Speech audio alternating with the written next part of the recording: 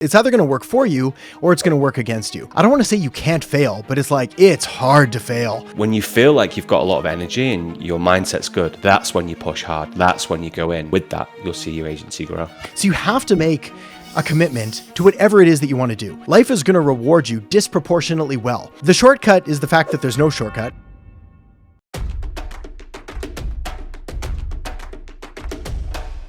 All right. Hey there, and welcome to the podcast. I've got a pretty exciting episode to share with you today. I feel like we say that a lot, but today we're going to go over one of the most important elements to doing marketing, to running a business, to running an agency, which is the thing that we find stops most people most of the time, which is none other than mindset. And don't worry, we're not going to talk about too much fluffy, airy-fairy kind of ideas. We're going to get practical. We're going to get tactical. There's certainly a time and a place for all of that stuff, but there's got to be a strategy behind it. But anyways, I got lots to say, lots of things to share, but joined as always by my lovely co-host, Dave. How are you doing there, sir? Yeah, all good. Great to be here again. I think this is an awesome topic because I think it's something that often gets overlooked when you first start a business. It's something that you think you need all these strategies and you need to learn, but then you forget about the kind of mindset side of things, and it can kind of creep up on you and then stop you in your tracks. So yeah, super excited to dive into it today. Yeah, absolutely. Well, it's funny because they say like you take your mind with you everywhere. So you might as well figure out how to harness it and to use it to the best of its ability, because it's either going to work for you or it's going to work against you. And if we've seen anything from not just us and not just our students and clients and that, but history, it's that if you don't take control of this thing, it is going to take control of you, and it's going to be ugly. Like it's not a pretty fight. Watching someone go against like a negative mindset and having sort of the wrong attitudes and the wrong beliefs and the wrong behaviors, and you're going to be forced to climb this like uphill battle that everything's going to be harder than it needs to be, and everything's going to be more difficult and more stressful and just not as much fun, which means that you're not going to get the results, you're not going to last this. It's an absolute nightmare. But I digress. So what's inspiring this is I was listening to an interesting podcast this morning with Sean Puri from the My First Million podcast, and he was talking about what people need to do and what they actually do. And essentially what he was saying, and that I agree wholeheartedly with it, is that there comes a point in your life where you need just a certain level of focus and intensity that is beyond what you're currently doing.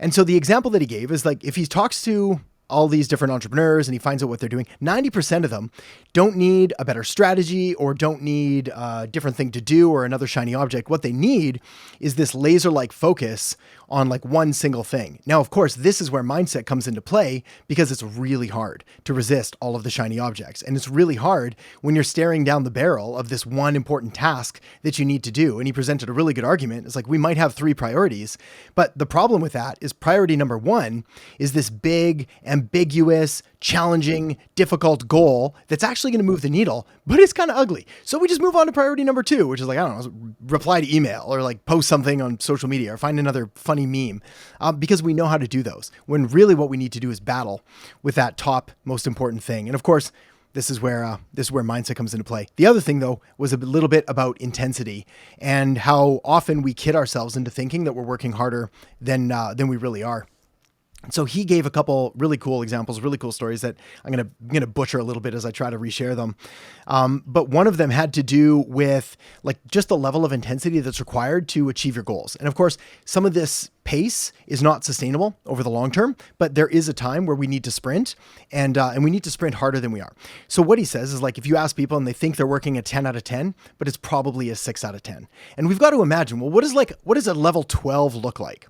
Like, what would that look like? I'm not saying you have to go there, but we've got to be able to visualize, like, what is that? Like, is that a video a day? Is it making 300 calls a day? Is it sending 1,000 emails? Like, what does this actually look like? And then we can make the strategic calculated decision of like, do I actually want to do that? But it's important to know what that is. So example he gave, Instagram, when it sold to Zuck for $1 billion, the way that it worked was Instagram first got made an offer by, I can't remember, you can Google it, but it was like 500 million. And they said no. Then they got offered, I think it was 500 million, but they got to maintain control of the company. And Zuck kept calling and saying, look, I want to buy it. I want to buy it. And they kept saying, no, we don't really want to sell it. So he basically had the guy go over to his house, and it was Easter weekend. And so he remembers talking to his advisor. He's like, do I really have to take this meeting with Zuckerberg? And he's like, or is he just going to destroy me if I don't? He's like, yeah, he's probably going to just destroy you. He's like, all right, we'll take the meeting. So they do the meeting, and Zuck says, look, here's the deal. I want to buy it. I will give you double what anybody else is willing to do. And like, I'm not leaving until we figure this out. Like, how about we say that? Like, we'll spend the next 48 hours. And at the end of it, we're either going to come to a conclusion, we're going to make this deal happen, or we're going to walk away. Now, for anybody that's known mergers and acquisitions or buying these billion-dollar companies, it's typically a process that takes like 6 months, 8 months, a year sometimes. And they closed it essentially over 48 hours, like just with that level of intensity. Another example that he gave that I liked was Stripe. Their co-founders, when they first started, the way that they signed people up was they would pitch their idea. And what most people do after they pitch the idea is they're like, yeah, what's your email? I'll send you a link. You can check it out. What they did was like, hey, I've got my laptop here right now. If you want, I'm going to set you up with an account. I'll log you in. I'll get you all set up. And they signed up their first many hundred people with that. And the argument being that sometimes we think that it's this really big action that needs to happen, but rather it's this a number of small actions that all add up to it. Again, I can't remember who said it, but he said there's no silver bullets. There's just a lot of lead bullets. And that's really it. It's like sometimes we just have to kind of like really brute force our way through this, which comes down to, again, mindset. So how do we do this? Actually, one more point, and then I'm gonna turn it over to you, Dave, because I need your thoughts and insights, or I'm gonna go off some rails here. Someone asked me once that like, how important is mindset to business success? And they were like, compared to like the actual tactics or the strategies, the what you do. And I told them it was probably 80% mindset and 20% mechanics is what I call it. And they were shocked and they were like, there's no way that's true. But time and time again, we've just seen this take place. It's like, if you have the right attitude, the right belief, the right mindset, I don't want to say you can't fail, but it's like, it's hard to fail because you just get back up and you try something else. And then you do the next thing. And then the strategies, they reveal themselves. However, if you go in with like the best plan in the world, but you're not fully committed to it, or you've got some gaps, or you've got imposter syndrome that we've talked about before, or all of these doubts and beliefs, like you're dead before you even get started. So a whole lot of stuff all at once there. Yeah, super interesting. I think the one thing for me is like sometimes you see a lot of other business owners, and you're like, they're doing really well. You know, the figures are out there, and you're like, how did they crush it? Yeah. And then you think to yourself, like, you know, you're not putting them down, but you're like, you're no different to that person. Yeah. But the difference is, like you said, they've pushed hard, and they've done, you know, 12, 15-hour days, and they've not stopped, and they've just pushed and pushed. And I think sometimes as well in this world of online and agency owners as well, like we look at other people and we look at the businesses, and they look like they're working 15-hour days and they're working hard, which we can do. And this is something that we spoke about years ago, actually. And it was like, when you feel like you've got a lot of energy and your mindset's good, that's when you push hard. That's when you go in. But then another day, you might not feel like that, and you might be like, okay, I've not got as much energy today. So then that's when you lean into like, okay, I'll, like you said, maybe do that project 2, project 3. But then the next day you come back to that project 1 and you keep pushing. So that's something that I've always done, is like, when I'm feeling good, I'm like, right. And you'll probably feel the same. I'm shooting 3 YouTube videos today. I've got this. I'm feeling good. And then the next day, I'm like, I'm fried. I'm not going to be able to do any. Yeah. So I think that's something that I've learned, is like, it's the ebbs and flows of your mindset and also your energy that can help you push and go to that level 12 when you need to. But some days it's okay that you're not at level 12 because you're recharging the batteries to go again. Yeah, I think there's 2 things that are important there. The first of which is, yeah, definitely being aware of those energy like flows, like when you're feeling super motivated and super powerful and like you can crush everything, and then tap into it. And then absolutely take advantage of it. I think the other thing though is that we've got to learn how, when we're at a low point, how can we increase the set point of that so that like low isn't as low. So if you look at a top performer and you look at someone that's say of average performance in any field, sports, business, whatever it is, the like bad things happen to everybody. Could be a lost client, could be illness, could be something far more tragic. What ends up happening is the high performer just bounces back faster. That's really it. So it's like everybody gets impacted by it. So it's like I just like everybody else have bad days, don't sleep. I don't know, kids wake me up in the middle of the night or like whatever. My mind's racing and just don't sleep. But I bounce back faster. Whereas before it would have like derailed me. I'd be like, well, today's gone. I guess I'll just write it off and binge watch Netflix. Now it's like, oh man, okay, I'm not going to be operating at 100% efficiency, but I can still operate at like 30% or 40%. And what does that mean? And I think the other thing there is like, this is one of those things I think has to come with a bit of experience of like knowing how hard you can push and when you need to back off, but building out a sustainable schedule and then trying to increase that over time, very much like a muscle. So it's like you don't go into the gym and try and bench press 400 pounds or you'll crush your throat and break your elbows and destroy yourself. But it's like you could go in and bench like 50 and then maybe next week 55 and then 60 and then 65 and 70 and then 80 and there's like soon you're up to a couple hundred. I was like, that's impressive growth. Whereas like otherwise you're just crippling yourself completely. So it's like if you have this schedule of look, I'm going to do this amount of marketing, create this amount of content, whether I feel it or not, and we sort of set this bar. Anything over, yeah, by all means, when you're motivated, go crush it, but try not to fall below that line. Yeah, exactly. And you, like you said, you keep bringing that line up and up and up as you get more experienced and you get better at dealing with certain things in your agency. So I think, yeah, if you know about this now, obviously if you're listening to this podcast, you're learning about it, and then you can start to raise that bar and just get way more efficient and just get loads more done. And with that, you'll see your agency grow. Yeah, I think, okay, so there's another point then. What do you do when you're super motivated and when you're not motivated? And I heard this from Andrew Huberman on one of his podcasts about goals. And essentially, like, you wake up in the morning and your mood is going to go one of two ways. Contrary to popular belief, being the energetic, happy person that I am, everybody thinks that I like always wake up and just like jump out of bed and it's like, today's a great day. I'm not quite like that. So I'll wake up and I'm pretty much like just going through the motions for the first good 30, 45 minutes after I wake up. Like I've got a routine and I've got a schedule that I try to stick to, and I'll make it to the office and I'll go through the motions, but it takes me a while. And then from there I can decide how I'm going to feel. So here's the trick. It doesn't matter if you're a happy-go-lucky morning person or if you're miserable or scared or if something good happened or whatever it is. This is what Huberman says the science works out for, and I like it. If you're feeling motivated and driven and you want to accomplish your goals and you're ready to go, then you want to spend like a minute or two visualizing the success, really like putting yourself in the position of like, what does this look like? How good is this going to be? How is my life going to be better 6 months from now, 12 months from now, 6 years from now? If I do all of the things that I have to do, if I accomplish all of my goals, what does this mean for my life, for my family, for my friends, for my travel? Who do I get to be? All of the good things. And it's really empowering and it's really motivating and you feel like you can crush it. On the other hand, if you're like, today sucks, everyone sucks, my life sucks, my business sucks, things are just really sucky, then you've got to do it the opposite. You've got to sit there and you've got to think, what happens if I don't do this? What does my life look like 6 months from now, 6 weeks from now, 6 years from now, if I do nothing, if I don't pursue my goals? And it's okay to go to a dark place here for a couple minutes. Don't spend all day there, but like you can let yourself get kind of dark and it's really motivating. In fact, I strongly believe that we should always operate from positions of power and happiness and love and authority and yada, yada, yada. However, there's a lot to be said about like having that little chip on your shoulder. Remembering back to when you got picked on in school or when someone said you weren't going to make it and like kind of using that as just a short-term spark to sort of get things going and then to like push you forward.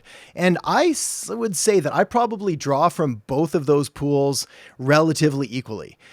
Some days I'm motivated and I was like, we're going to make a difference. We're going to make an impact. We're going to help these people. We're going to do all these things. And other days it's just like, oh man, I remember that girl in grade 6 who said that mean thing. And it's like, I'm going to show her. And it's a weird thing. And maybe there's some therapy there that needs to be some issues that need to be unpacked. But it's worked and it's been effective. And if the science says that it's okay, then I'm going to keep rolling with it. Yeah, it's something that I've always used. One of the things I used was when I first started my business was like, I don't want to go back and be employed and be that surveyor anymore. I don't want to be driving around surveying properties. And I used that to drive me and be like, okay, you don't want to go back to the office with your tail between your legs. And I actually still have like, I don't know if you class them as dreams or nightmares, but I have nightmares that I'm like back in the office and I'm having to do reports again. And that fuels me. I'm like, okay, I've got to do a YouTube video today. I've got to, build this out because I do not want to be employed again. Like not at all. So yeah, I definitely draw from that. But I don't necessarily go to the. I probably need to go more to the like the vision and sit in that, but I definitely have that chip on my shoulder to drive me forward. Yeah. Yeah. Well, I think it's important, right? Because it's like, again, what we're talking about here is ways to sort of hack and trick your brain into doing things that you know are in your best interest. So circling back to like what we talked about right at the beginning, where Sean was talking about like how most people don't essentially need more strategy. They just need focus on one thing. Well, this is very much the case. Is like once you know what to do and you've got even a half-baked strategy of how to get there, the next thing is like, you just need to take the action.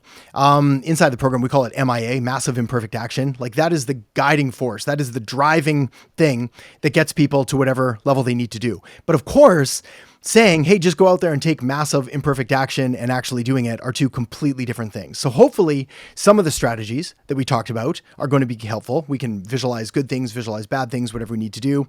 Having a really clear focus and knowing where you're going and why it's important to you, another really helpful thing. But the other thing I think is almost, it's almost the easiest and certainly the most simple of them all, which is to remove as much of the non-essential garbage from your life and from your business as possible. So these are like, we call them time or energy vampires, like the people in your life that just sort of drag you down. They're clutter or mess or anything that sort of distracts you around the house or office. It's activities that you should do but don't really want to do. It's having undefined boundaries around like when you're going to work and what you're going to do and how you're going to do it. The fact is, like, just a small amount of really focused time is going to get you significantly better results than sort of this haphazard work schedule. In fact, I talk about this a lot, like in the early days of my agencies, well over a decade now. Like my early days were filled like 12, 14, 16 hours a day, 7 days a week. And I did it for years. Now part of that was great because it built this muscle, to be able to work, but like part of it was also just really dumb, because like I should have just been more focused and more strategic and more in alignment with the things that were actually going to work. I should have got help sooner. I should have asked for a better strategy. I shouldn't have tried to just brute force my way through it. So if you can get that clarity, then yeah, it really just comes down to like sort of putting your butt in the seat and then doing it by any means necessary. Yeah. So if a listener was listening to this and was like, okay, I'm procrastinating, I'm not taking massive action, and they've got this project that's been sitting on the desk for a while, like what would you say that like your go-to, like what would you do to just get that task done? Yeah. So there's two things. I think the first one I learned from like Tony Robbins back in like the personal power days of like the cassette tapes from, I don't even know, 1992 or 3. I was just a kid. Showing your age. But yeah, I know, exactly. Dating myself. But like it was take any step, any kind of action, as long as it's something was sort of the big one. So it's like, you just have to do something. So for example, let's say like, I'm going to admit something here, but like my office is pretty much always like a bomb went off here. It's like, there's always papers and I'm sort of naturally messy in the way that I work. So stuff's like always everywhere and I've got to keep it clean because otherwise I lose things and it just becomes a mess. So what I do is like anything that I can do for just a small thing. And typically I'll set like a 5-minute timer of like, I'm just going to clean for 5 minutes. And typically what I find is after like 7 minutes, I'm still kind of cleaning and it's almost done. Like there's nothing really there that's going to take like 6 hours of deep cleaning. I just have to tidy some stuff up. The other thing, and this is something that I use for more intellectual tasks, like let's say you have to work on a marketing campaign or create a piece of content or write a cold email or something, is I've got a policy called this or nothing. So I'll set a timer for 45 minutes, sometimes an hour, sometimes 90 minutes if I think that's what it's going to take. And I give myself 2 options. I'm allowed to work on that project or I'm allowed to stare at the wall and do nothing. Either one is fine. Judgment free. Not like, this is not like I can stare at that wall all I want and that is okay. That is what I'm allowed to do. But like, it does not take long. I'll sometimes stare at the wall for like 7 minutes and I'm so bored that I'll punch a few things out. And then if I've got a few words, it leads to a few more and leads to a few more. So I think the big thing is like baby steps and smaller than you would imagine. Like, again, like if you're going to go to the gym, there's been a number of studies. I think James Clear talks about this in Atomic Habits and Charles Duhigg in his research on behavior. It's like, if you're going to go to the gym and that's like, I'm going to get in shape, I'm going to the gym. It's like, well, how about tomorrow you just literally find a pair of running shoes in your closet. That's it. And then put them there. And then the day after that, you're going to maybe put them on. then you're done. The day after that, you're going to drive to the gym, but you're not even going to go in. You're just going to drive. You're going to see there. Because again, what ends up happening in most cases, like as long as you commit to the small action, the odds of it spilling over are pretty good. But if they don't, again, you got to go easy on yourself. You don't have to do that yet. We're just taking these baby steps and we're training behaviors. We're building neural pathways. Yeah. Anything you can do to take some kind of small step is going to be a step in the right direction.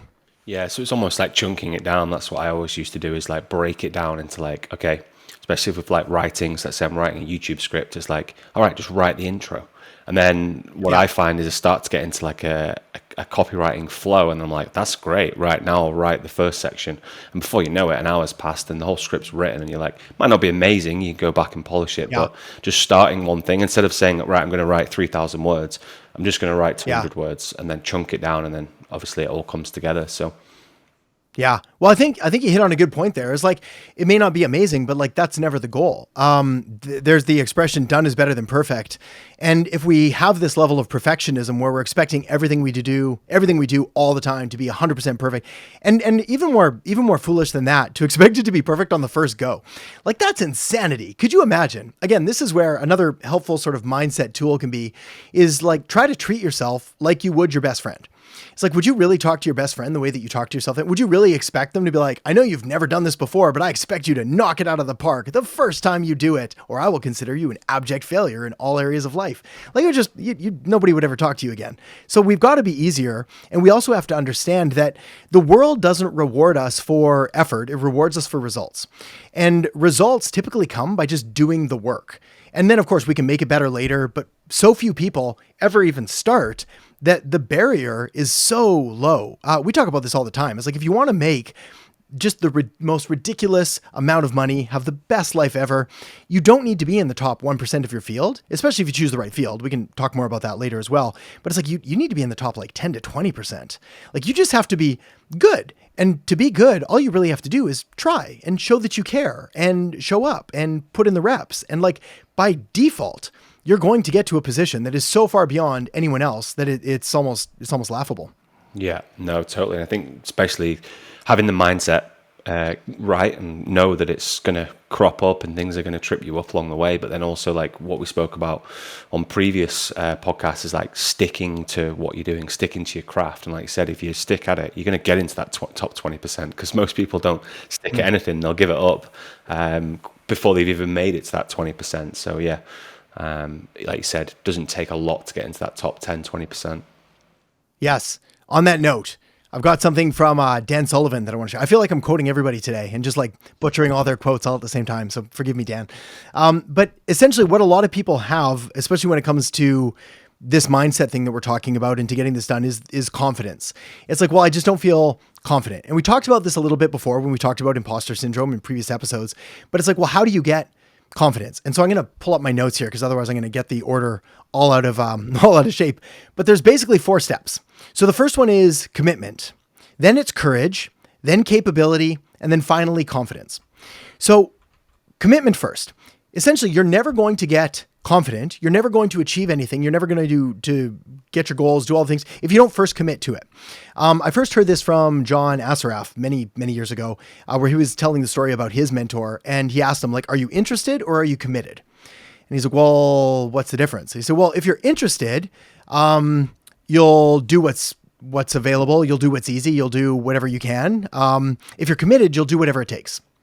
Like that's the difference. Interesting is you do whatever you can, and committed is like you do whatever it takes and you don't stop. So you have to make a commitment to whatever it is that you want to do. Now, obviously we're going to push you hard to be like, this should probably be to your business. Like the amount of rewards that you're able to get by committing to your business and going all in on it are just insane compared to essentially any other field that you could do. So you got to make that commitment. And then from the commitment, that then leads to the courage. And courage is not an absence of fear. It's acting in spite of fear. So courageous people don't have no fear. There's a condition for that. I don't think those people live very long. It's dangerous. Like, you need fear. Fear is good. It's going to keep you alive and stop you from swimming in shark-infested waters and jumping off cliffs and driving without seatbelts and all of that stuff.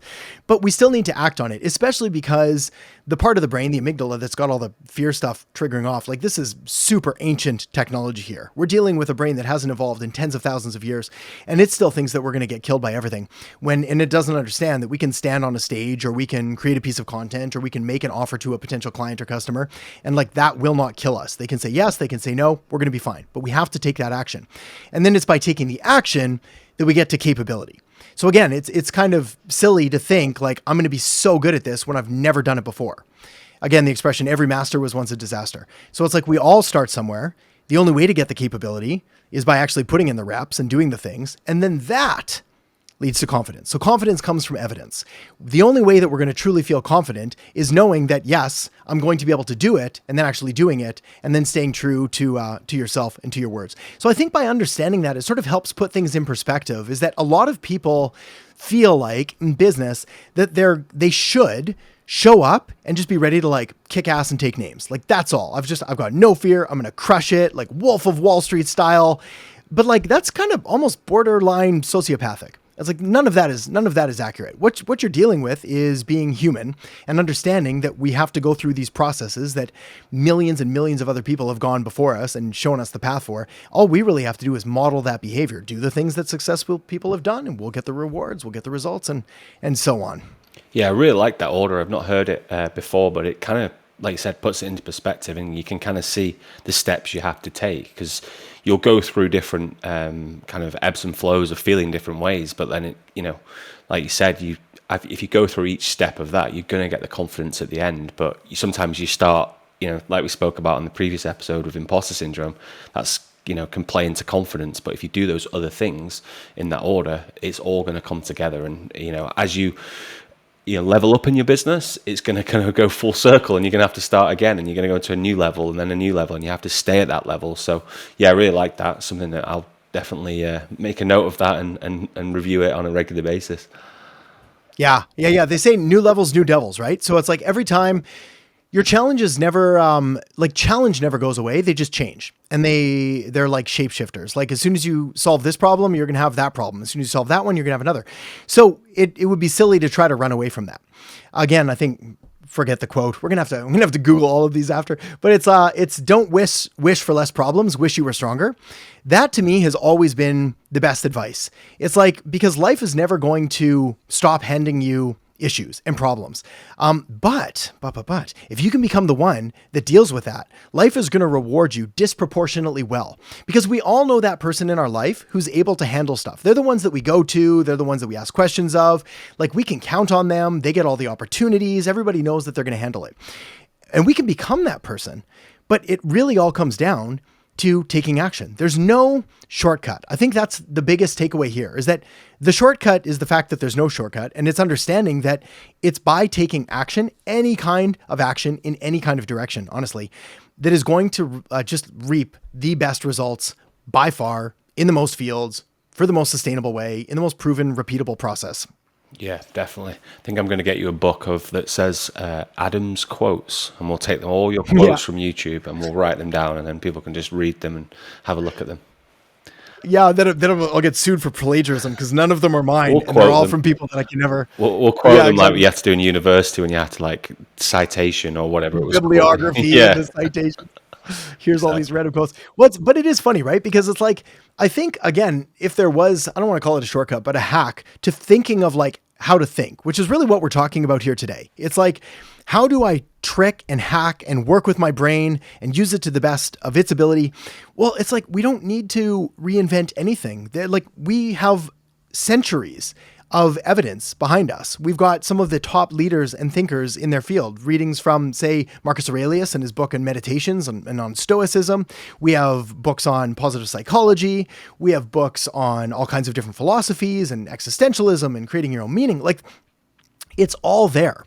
Now, You can read the books, which is probably the best plan to do if you really want to sort of like deeply indoctrinate your brain, or you can just pick and choose a few of the nuggets from a couple of YouTube videos or podcasts or a couple summaries, and you can just find the ones that are going to work for you. Because I think that's, again, there's another tip, is that you're going to have to find the tricks and the levers to pull that are going to be specific for you, because it's not going to work for everybody all of the time. You've got to find the ones, whether it's drawing more on pain or more on pleasure, or using affirmations or using visualization or using some kind of journaling technique or meditation or whatever it is. You've got to find the tools that work for you, and they may not work forever. So you're going to have to keep evolving and adapting, but everything is sort of true based on what you believe about it. Like, you can tell yourself these things, and if they help you and they're true to you, then by all means use them. I think that's the other thing, is that we judge ourselves too harshly if we find something that works that we feel is kind of silly. So, good example, the power of attraction, the book, The Secret, all of that manifestation stuff. I went through this really big, like, anti-secret movement where I just really disliked everything that was being said about it. I didn't agree with it. I didn't like the idea. I certainly saw the aftermath of a lot of people creating vision boards and then taking zero action. And so it just really turned me off from it. And then I learned about something called the RAS, the reticular activating system. It's a section in your brain that basically tunes into different stimulus. So the example that they always give is like, hey, if you look around your room right now and try to find everything that's red. So it's like, look around for everything red. Okay, got it? Okay, now close your eyes. Now tell me how many things were blue. And it's really challenging, because it's like, what you've done is you've tricked or you've triggered your RAS to find red. And now I'm asking you for blue, and it just doesn't work. So with visualization, with manifestation, with all of that stuff, all we're really doing is we're trying to line up our reticular activating system to pay attention to inputs and stimulus that are important to us. So this is why we need a goal. We need a goal because we need to know what to pay attention to and what to ignore.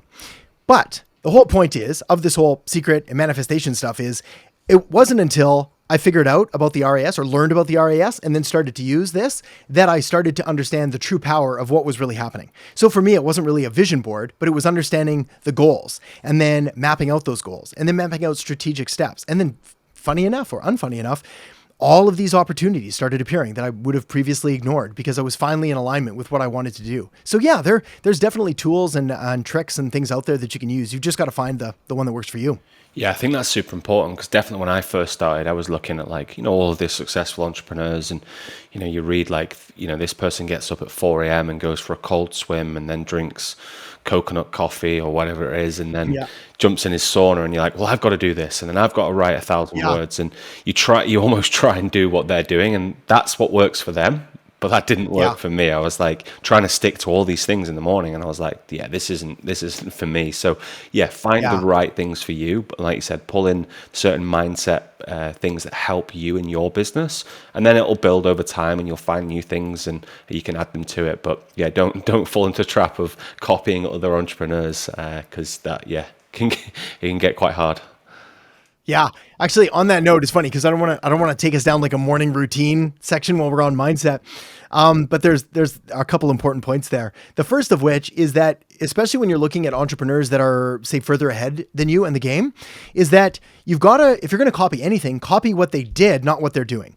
Because like what they did to become successful is likely very different than what they're doing now in order to maintain that level of success. So for example, and we'll use the morning routine as like the perfect example, because no, not calling names, but I'm that crazy guy that wakes up at ridiculous hours and does all my weird stuff, but not necessary, not helpful. In fact, the best morning routine by far, and the one that I used to make my money in the first place, was like, wake up, have coffee, work. That was it. There was no meditation. There was no journaling. There was no reading. There was no exercise. I did some of that later. Like I read at night, I exercised in the afternoon, but it was like, wake up, coffee, work. And anything else that stops you from like doing the things that are actually going to get the results become distractions. And so often, I think the morning routines are like the perfect example of that. They turn into these like just bastardized cult-like followings of ridiculousness of like 6 hours of preparation. And then you're like, oh, it's time for lunch and I've done nothing. And I went through some of those routines and I felt terrible about myself. Just like awful, because I was doing nothing, like no work, it was a scene. So I think that's all I've got on that one. Final thoughts, final words, Dave? Yeah, I think that's a wrap. So I think in terms of mindset, like you said, you'll build those mindset tools over time.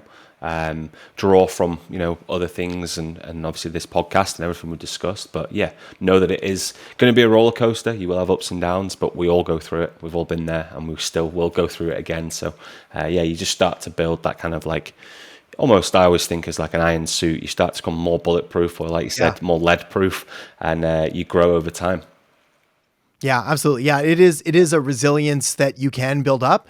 And it doesn't really matter where you're starting at right now or how strong or weak you think you are. There's always improvement that can be made, always. So I think it's important to know that, yes, we want to become stronger, and it is 100% possible. We just have to keep doing the right things. And when we do bad things, we got to be easy on ourselves. We've got to like have a judgment-free zone, be like, hey, I'm human. Guess I messed that up. I'm gonna get right back to it and pick up the pieces from there. So Dave, amazing. Great conversation as always. Thank you, my friend. I'll see you on the next one.